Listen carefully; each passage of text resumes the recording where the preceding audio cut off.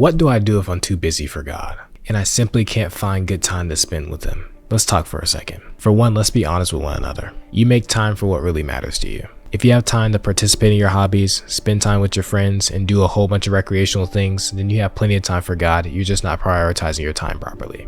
But if you genuinely feel like you cannot find time for God in your life because there's so many things that you truly have to do, I want to give you this piece of advice. If you are in a sense too busy for God, then what you need to do is spend time with God in the down times. You need to get it in where it can fit in, which means that you can convert your shower time to your prayer time because you might spend 15 to 20 minutes in the shower. You can turn your time doing chores and cleaning up the house into worship time with God. When you're on your commutes to school or to work, you can spend that time either listening to the Word of God or reading the Word of God if you're not driving. You can also use that same time in certain circumstances to also be your prayer time as well. But get it in where you can fit it. I know that you probably prefer to have set apart times to spend time with God, but right now you're saying that you might be too busy for Him. In this very case, you need to start ingratiating Him alongside some of the other things that you're doing. Start having that type of mindset of where can I find these little moments where I can spend good time with God. Now let's be honest with one another again. Chances are is that you probably can just wake up a little bit earlier. You can stop doing some recreational activities. Sometimes you can say no to hanging out with your friends, and you might be on your phone way too much. But like I said before, if you genuinely feel like you're too busy for God, then this is something that you can do.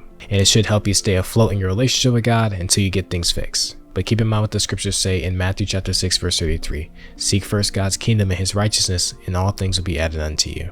God should always be first, and do not allow life circumstances to change that. But I hope that this helped and that this is of use to you. If you want more content like this, just go ahead and drop a sub or a follow. And if you want to hear more teachings from me that are outside of short form content, I want to recommend you join my Bible classes every single Thursday at 8 o'clock p.m. Eastern on Google Meets.